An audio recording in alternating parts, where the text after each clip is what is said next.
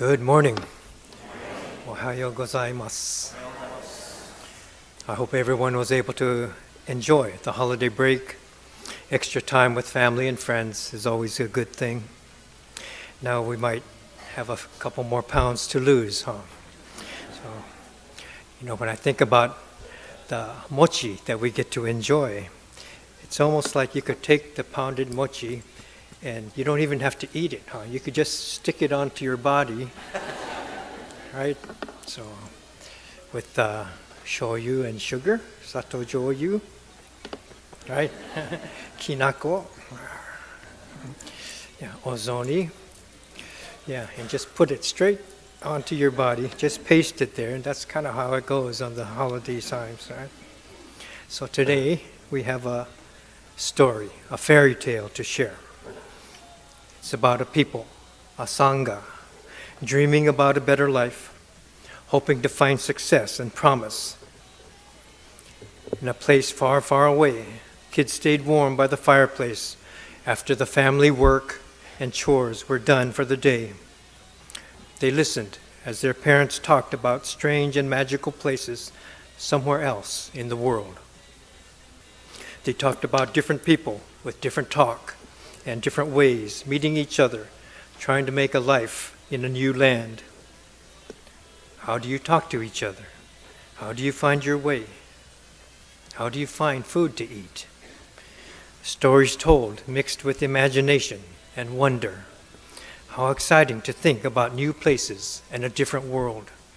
What an adventure it would be to go somewhere where you've never been, never seen. But how do you leave your family and everything you've ever known? Bring some wood before the fire dies. It's cold tonight. It would be the biggest adventure of all time to go. Should we go too? What do you think? Would you go with me? How long does it take to get there? How would you know where to go or what to do? Older brother's friends are already there. They went already. 3 of them. They went together. We could find them and they'll help us. I don't know. It sounds scary. We could do it. Let's make a pact and go together. What if we get lost? We'll find the others over there and they can help us. What if we get hurt? What if we get sick? We can bring some medicine. We'll take care of each other. We'll know what to do. They were just kids, teenagers, 15, 16 years old. They left their homes and their families to follow their dreams and to go after the greatest adventure. Where will they go? How will they get there? What will they find? Eyes forward. Trust your head and your hands and your heart. We'll be okay. And they went. And they found the new land with strange places and strange people. And they found friends, people from home to help them along. They lived together and worked together to get started. It's all hard work, but you can make a life for yourself. Some wanted to start families and sent word to send some others, send some women, brides, wives, to share this adventure, make homes and families over there. Children could learn and help with the load. When things got quiet, they would think about home and the families they left behind. Back at home, success was always shared. Whenever Grandma or Grandpa had plenty of fruits or vegetables, fish or meat, they would share them with family and neighbors.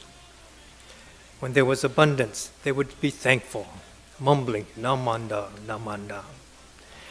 When they received something from others, they would again be thankful, mumbling, namanda, namanda. Now in this new place, abundance is shared there too. Giving and receiving here or there is the same. Namanda is the same. It doesn't matter where you are. Shinran was right. Namanda is true and real, even when everything else changes. Giving and receiving is namanda. Seeing the true and real is namanda. Plus, when we live with namanda, we connect with parents and grandparents, whether they're here or not. The more we say it, the deeper it gets. We connect with family and friends, whether they are here or not, even if they are dead or alive. And then it starts again, Namandab, Namandab, even deeper than before. Wow, Shindan was right. We should keep these words. We should remember them always and share them with others. We should build a temple here, just like the one at home. How do we build a temple? Do we pitch in and buy some wood? I have a hammer and saw, so do the others. No, we have to do this right. We have to ask permission. We could write a letter to the main temple, Honganji. Maybe we should send 2 of us to ask in person. That way they'll know that we're serious. If they know we're serious, we can ask them to send priests to live with us and to help with our lives. Yeah, let's do it right. Let's build a nice temple and make it the center of our community, the center of our lives. Namandab, Namandab. We'll be rich beyond money. Shindan's teachings of Nembutsu only was spread to the common people in Japan. For the first time, the Buddhist teachings were not just for the monks in their monasteries or for the royal families in their castles. For the first time, everyday people doing everyday things could live a life centered in Buddhism. Living a life of Nembutsu meant living a life grounded in awareness and appreciation. Now, this same teaching was able to take root in a new land. The new pioneers could see that the life of awareness and appreciation fit perfectly with their new life of hard work. Bounty shared, mutual support. People from all the surrounding communities were willing to help build this temple. They all wanted to pitch in and be a part of it. Work crews from different areas could take turns to come and help to build. What should we call this place? It's more than one town. People are from all over. Let's include all the communities. Let's call it the Buddhist Church of Sacramento. People had settled here from all over the place. People came from all directions and decided to stay. And then more kept coming from Japan too. They all lived and worked together and helped to make their temple grow. Temples were built in different communities throughout this new land. Some are close enough to visit if you don't mind traveling a day or two. I heard there's a temple in Fresno that has been there for a while.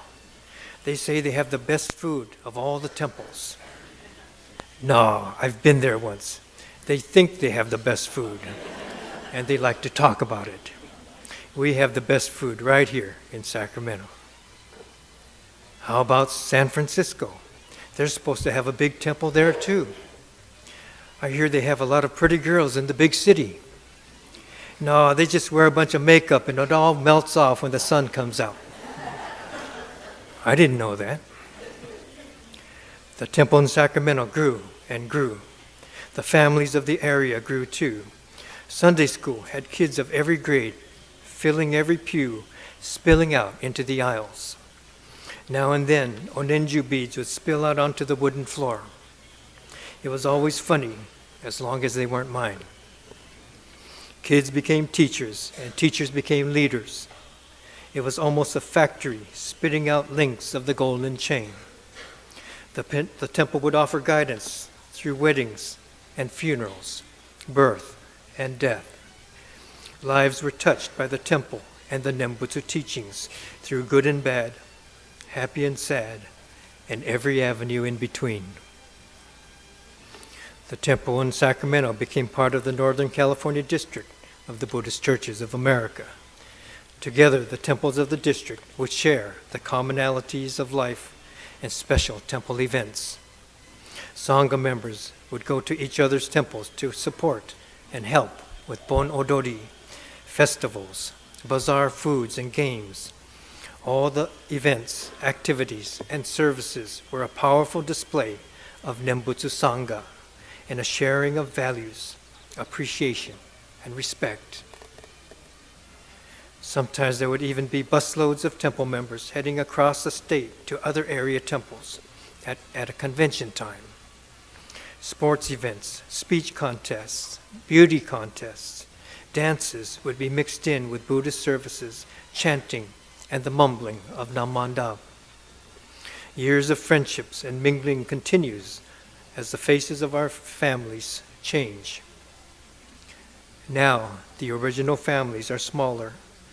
Grandparents and parents have passed, and the children and grandchildren have moved away. Every Shotsuki service, we are reminded of who was here and what once was. Where do we go from here? The pioneer spirit of years ago continues.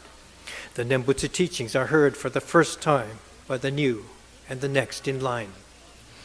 How will they know the life of awareness and appreciation that has meant so much to families before them for centuries? How will they learn of humility and dignity born of grounded insight, far beyond qualities of character? Do we learn this from reading books and taking classes? Or do we learn this from pounding nails and painting walls and cooking thousands of pieces of chicken, and then doing it again and again, year after year?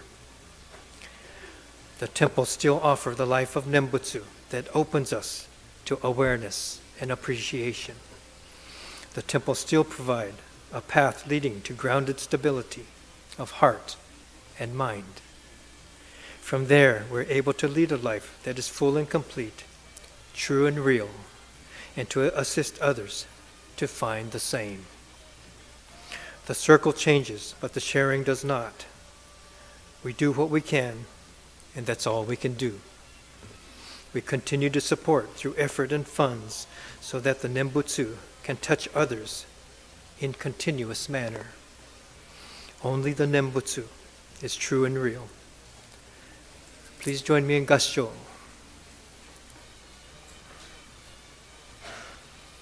Pure light, joyful light, the light of wisdom, light constant, inconceivable, light beyond speaking, light excelling sun and moon, he sends forth, illumining countless worlds. The multitudes of beings all receive the radiance. Namo Amida Butsu. Namo Amida Butsu. Namo Amida Butsu. Namanda, Namanda, Namanda. Thank you.